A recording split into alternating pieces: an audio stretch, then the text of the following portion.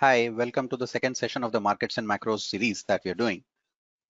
Today's session, we're going to talk a little bit about India's trade scenario and how that basically affects our entire balance of payment schedule, currency, and how does the Indo-China sort of trade war affect our economics in broad, right? Before we begin, a quick disclaimer. All the data that we have used has been collated from publicly available sources. We have not independently verified the accurateness or completeness of this information. This is not a recommendation to buy or sell any securities or asset classes. It may consist of our opinions, but please don't treat it as a recommendation to buy or sell any asset classes or securities. This is just for education purposes. A quick intro about FinShiksha. So FinShiksha is a firm that specializes in e-learning on the financial services domain, but we are not just pure education providers. We are also, people who guide in career building. We help candidates evaluate their strengths and hone them, and spot weaknesses and eliminate them. We handhold and we guide students. All of our courses are embedded with a project which is practical and extensive, and that helps people apply the concepts they've learned in the online course. We've had 40,000 plus happy trainees across companies and colleges over the last 5 to 7 years, 200 plus videos on our YouTube channel, more than 100 plus campuses that we have a reach where we conduct workshops or sessions. And we've conducted more than 500 live sessions and webinars like these, or in campus or in corporate over the last 5 years. That's broadly about me. Again, I think most of us have interacted in the past in some webinar or the other. I have about 15 years of experience in financial services. You could connect with me on LinkedIn. Let's talk about India's trade statistics and what lies ahead. Now, when we look at the India's trade scenario broadly,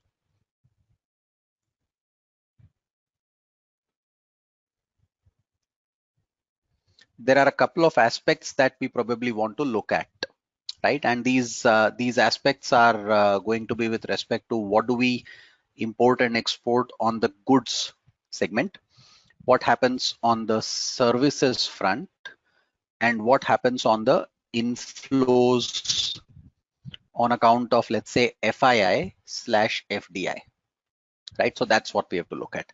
Now, your broader trade statistics in terms of your concept of balance of payments comes under two categories. Balance of payments can be divided into what is called as a current account and a capital account. Current account is nothing but your trade scenario. So we hear this term called current account deficit. That's the same as trade deficit.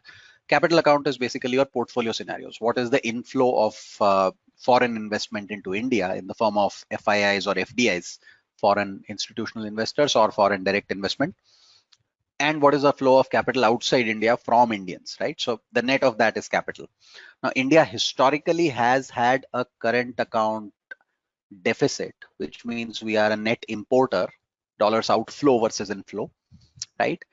And we have had a capital account surplus that has led to basically, our currency remain where it is, or our reserves, forex reserves remain where it is, right? So let's understand first our merchandise import and export scenario. This is only goods. This does not include services, right? So if you see the last 8 years, FY12, we were producing $306 billion of exports and 490 approximately of imports. Bulk of our imports were oil imports. We had a trade deficit of about $183 billion. Negative 183 is our trade deficit on just the goods export. Obviously, this gets impacted by what happens on the services segment and what happens on the capital account in broad terms of money coming in. So that used to balance this bit out, right? Then you could see there are multiple ways to infer it. Oil prices have gone down over a period, then they've gone back up again. We've seen exports also go down and then go back up again. But over this 8-year period, we have not really seen our exports increase dramatically. 306 has basically gone to 314, right? That's what we kind of see. This in itself is we are going to kind of decode this a little bit more with an year-on-year understanding of what happened in what year and how does that get implemented in our overall understanding of the balance of payments. If I add to this the data around services exports for the last 3 years, so this includes your IT services exports basically and net import, and you combine the two, basically you find the difference. Nearly about 70 to 80 billion dollars is your services export. So we are net exporters of service, we are net importers of goods. But if you look at, for example, FY19, the deficit was minus 184 and services is going to be about 82. So that minus 184 plus 82 is going to give me minus 102. So that's approximately my trade deficit that I look at, right? And then you have inflows that are going to come in through the capital account, which is FII plus FDI. So this data for FII investment is picked up from the SEBI website, and you get this annual data in terms of, so if you see the sum of FII plus FDI, you'll get an approximate number of anywhere between 60 to 80 billion dollars on an annual basis. Some years is more, some years is less, but on an average that's what we'll get. FDI is far more stable because that's actually capital flowing into a business. You must have read in some news articles that India's total FDI between 2014 and 2019 is about $280 billion. So that's coming from here. You add up all these, that adds up to 280. Total FDI inflow in India since beginning is about $680 billion. And bulk of this, nearly 350 and another 70, 420, 430 odd has happened in the last 7-8 years. So obviously, as India has grown as an economy, the FDI push has kind of increased. More global players have gotten interested in putting up capacities in India or investing through manufacturing units or retail units through India, right? FII is more volatile. It includes, again, both the components of foreign institutional investors in debt and equity. So whether they are buying stocks or they're buying bonds, all of that is basically accounted for here. And then you combine these two, so you get a broad statistic around that, right? Now, that's the broader contour of the data. We will now try and link all of this data together along with the movement of the rupee dollar rate. So if you look at this data now, you have this entire balance of payments data over the last few years in terms of our trade statistics. And I've just kind of correspondingly put the rupee movement along with it now, right? Now, if you look at this data, let's look at this slide in a little bit more detail. We have a trade deficit. We, however, see this deficit being funded by all our services exports and our FII inflows, capital surplus that happens. So that takes care of the entire scenario with respect to the currency remaining broadly stable in a range between, let's say, 50 and 55. Somewhere in 2013, however, oil prices are high. We are probably getting into an election year around then, and there is a little bit of a scare in terms of inflows into the country at that point, right? If you are a big FDI player or an FII player, you'll probably wait for the situation to clear. And so what happens is FY14 numbers kind of become important for us, right? If you actually look at your FY14 numbers, FY13 ended in March 2013, but when you go to FY14, basically, that's where you start seeing some sort of a impact in terms of your inflows, later part of 2013, basically, right? So now, later part of 2013, post FY13 is where the currency starts reacting. Currency goes all the way from 55 to almost 66, 67 levels, and it kind of creates a problem. At this point of time, you would basically, if you are the finance minister, you'll ask, okay, what is it that is going on? Why is the currency falling at such kind of a rate? What is causing this entire scenario? So the first question that will come to your mind is like a low hanging fruit is, what do you import, right? We realize that oil imports are our biggest chunk of imports. We can't do anything about it, but we find out what is our second largest import. So what is India's second largest import? It's basically, if you look at the data, the second largest import for India is gold, right? I'll again come back to this slide as we go along, but gold is your second largest import. Because gold is your second largest import, government says this is not something that we can allow. So we are going to basically shut it down they banned gold imports somewhere between the period of 2013 and 2014, financial year 2014. So that resulted in non-oil imports tumbling. Because your currency had moved with such vengeance on one side, exports got a little bit of fillip. What that did was the currency kind of took care of your trade balance along with the bans that government of India put in. We went to about $136 billion as the trade deficit. Now, of course, some other things also were done around this time, because this is the time Raghuram Rajan came in as the the RBI governor, and there were some swaps, etc., that were also issued, which resulted in the currency stabilizing. Right. Since then, we kind of petered around. Currency ideally should have appreciated in an environment where oil prices fell, but RBI decided that this is a time where you allow the currency to mildly depreciate, but at the same time build your forex reserves. Right. So this entire period was the period where forex reserves went from something like $250 billion to about $400 billion. Right. That's the sort of movement that happened in the forex reserves because we kept accumulating all of that. Right. Then there was a point where our oil imports kind of fell dramatically because oil prices fell a lot. Things were looking fine, and we had reached a point where briefly in 2017, our current account deficit was almost close to zero. We had $109 billion of trade deficit here. And if I go back to the services slide, 68 billions here. So effectively, we are looking at in FY17, we're looking at about $40 billion of deficit, which is peanuts for a country like India in that context, right? So that's where our currency stabilized as such. And we saw a little bit of appreciation playing out. But then two things happened. One, oil again started going up. That was problem one. Second, there was a sudden surge in non-oil imports. What were these non-oil imports? We'll try and kind of dig deeper as we go along. But there was a sudden surge in non-oil imports, which resulted in trade deficit jumping once again to $161 billion.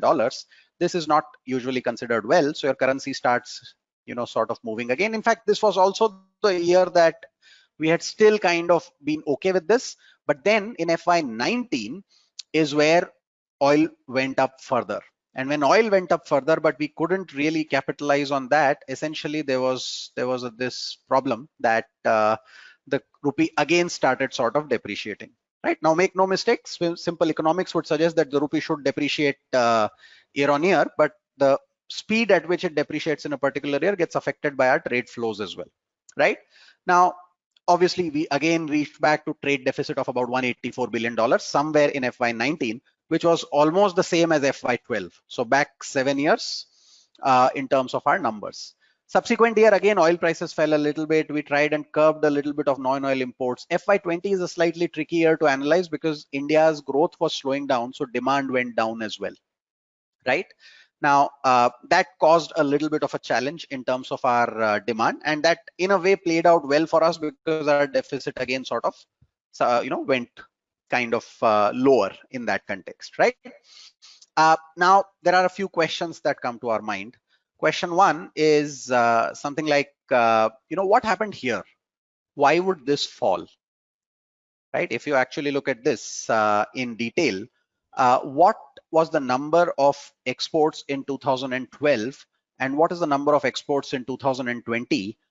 We have honestly not been able to grow our exports too much. Right? That's a big problem that we have, that despite all the idea of trying to become an export hub, hard data suggests that on manufacturing front in goods, we have not been able to become an export hub for 8 years now. Right? We are exactly at the same level. Maybe the composition of things has changed. Honestly, in terms of imports also, we have not moved too much, but if you look at non-oil imports, they've remained the same. Again, components could have changed over this period, but non-oil imports have also remained the same. Our benefit between FY12 and FY20 is largely on account of movement of oil. That's the single most important price point for us to kind of monitor. Right now, the question that also comes to our mind is, why does this move a lot? Why does the export go down? Right? The question then has to be answered with the fact that what do we export? Right? What are our exports? What is India's biggest export is the question that should come to our mind. So if you were to look at India's biggest exports, interestingly, our biggest import is oil and oil products. Our biggest export is also petroleum and petroleum products. Right?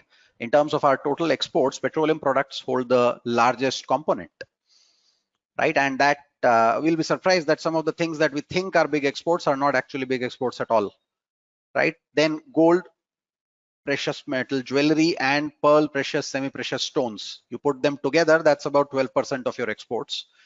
Drug formulations, biologicals become the third if I kind of combine gold and precious and semi-precious stones.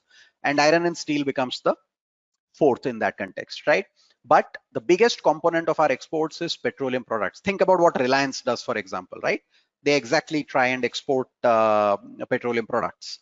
Now, that is why you see in this particular year, when oil prices fell, you also saw a dip in the value terms of your exports. And that took a while to kind of come back to the normal scenario because they only went up when oil prices went up again. So practically speaking, the other chunks of the exports, we have not done really anything. I mean, for all the hype around stuff, we have not been able to basically export, textiles, for example.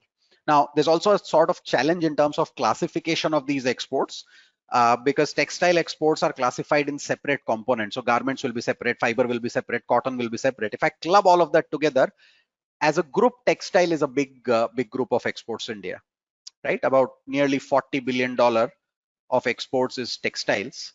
And that again would be one large component if I look at the total export number of $300 billion, right? If I look at $300 billion, $40 billion in that would be approximately equivalent to 12%. So that will be your bigger block in terms of your exports. So petroleum products is one, gold and semi-precious stones and precious stones is the second, textile as a group is the third largest export if I add all of the components together, right? What do we import, right? Our biggest import is petroleum, right? And petroleum products. Now, these are again, as the government kind of classifies them, they classify individual line items. So I've clubbed them together. I will club them together and I'll club gold and precious metals together. There's one more component that we import, which was basically the component that spiked somewhere around 2018. So this spike that we see between 297 and 356, right? This particular spike is what we are looking at, and that most likely was because of the scenario of electronic imports kind of going up, right? So again, the exact nature or heading of the classification of imports is kind of classified separately, but we have taken things like computer hardware, consumer electronics, electronic components, electronic instruments, and telecom instruments put together. This is in $1 billion. We are looking at about $51 billion and $44 billion as the data, right? Now that's again a big chunk. So if I put this in, this is my classical broad share of imports in FY19. Petro and petroleum products are nearly 27%. This is with falling oil prices. Gold and precious stones is about 11%. Electronics is about 11%, and then coal, coke, etc. is the stuff that is there, right? Now there could be a question that comes at this point of time: why do we import gold and why do we export it as well, right? That's because we do processing on it. We will import raw gold and we will export jewelry, but they'll both be classified as gold and precious stones kind of a category, right? Same with petro products. Reliance would import the crude, process it, and then export the final output after the refining of it, right? So that's basically the share in imports that we have. Now, which are the countries which kind of take the dominant share of our exports? So in terms of our exports, the dominant share is US, right? 16% goes there. UAE, China, Hong Kong, Singapore, right? In terms of our imports, the biggest import in India comes from China, right? So we have a trade deficit that we run with China. Then obviously US, UAE, Saudi Arabia, Iraq, etc., and others. There are lots of countries that kind of club together. But if you want to look at what impacts our exports is when, let's say, something goes wrong in the US economy, there is a problem. And this entire trade war that we are trying to kind of have with China impacts our imports more. We don't export as much to China as what we import from China, right? So let's try and look at a few themes as well now. So when you put all of this in together, one of the set of things that we understand is that exports have not grown from India, right? So you have to find out what will take exports higher. right? If you want to increase exports from India, what are the sectors that will take exports higher? You want to take exports higher and you want to take imports lower, right? Now, in terms of exports, the segments that you want to keep a keen eye on is auto and auto ancillary, because India is a very strong auto market. You could easily kind of try and create India as a hub. In fact, companies like Bajaj Auto are big exporters now. They have more export revenue that is coming out into their overall picture now of revenue. You could look at textiles, which historically has been stagnant at about $40 billion across the last few years. That's something that we have historically had a sort of a skill set around, and we can try and explore that as we go along. We were trying to boost tourism a lot, right? In fact, I could put tourism on both sides of imports and exports, and we'll understand that in a little bit more detail. But we were trying to kind of boost inbound tourism because that gets you dollars into the country, and that's necessary for the trade theme as you go along. And of course, you could have other stuff that is coming in. Import substitution is primarily on account of electronics, right? That's something that you want to kind of control and do. And the second is basically outbound tourism is something that you want to kind of address. Now, you can't address it in terms of stopping it, because you can't stop people from traveling outside India, but that's sort of another segment that could become really, really big in the coming years. These two could potentially be big themes in terms of India's import story. Electronics, basically because we're already importing somewhere around $50 billion, and if we keep growing over the next few years, that number could become seriously large. You can't stop people from importing consumer durables, for example, right? And outbound tourism, now broad statistics suggest that you had approximately 4 million people traveling out of India on vacation. Total number of people traveling out of India was about 20 million, but about only 20% of them went out on tourism or vacation. Rest of them go on work, right? If you assume that approximately 4 million people and everyone spent somewhere about $1,500 on a trip, you're talking about 6,000 million, or roughly $6 billion of spend on tourism alone, right? Now, this number of 4 million is a minuscule number. Just reverse the clock a little bit and remove coronavirus from our minds. Let's assume when tourism bounces back and people start going back after a year, year and a half, 2 years, then this number is going to be significantly larger at some point of time. I mean, to give you a sense, Chinese are big travelers, and this outbound tourism number for China is 100 million, right? We are talking of 4 million. If 4 million becomes 20 million over the next 10 years, and each person starts spending $2,500, you're talking about a $50 billion outflow, right? Now, unless you have an exact equivalent $50 billion inflow, you are going to see a pressure because of that as well. So import substitution is a key theme that should play out. I think as over a period of time, if we can invest in technology around electric vehicles, that could probably be a game changer in terms of reducing our dependence on oil. Lower oil prices automatically help India. So I think those are the things that we should probably look at and would probably be themes in the next few years. Of course, with this entire issue around coronavirus and the global trade war with China, pharma is a segment that could get a big boost in India. In fact, medical tourism, right? Although it's small today, but it still is growing very fast. And what is medical tourism? People coming to India for treatment. That's a very large segment in terms of our overall tourism. Medical tourism is a reasonably large segment, and that could probably pick up as well. So I think these are some themes that you could explore playing out over the next few years, right?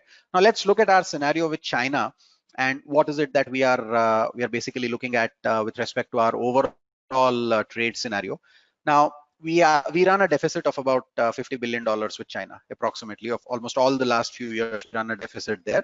We run a small surplus with Hong Kong, but I think in this particular scenario, only China is what we are kind of really concerned about. The challenge with China basically coming in is of course that we are trying to reduce this import dependence on China, but the problem is in today's integrated supply chains, there are a lot of ingredients that basically come as inputs to what we are actually exporting, right? I'll give you examples of those as we go along, but essentially a blanket ban on anything coming from China is probably going to hurt us equally as compared to what we are planning in the long run.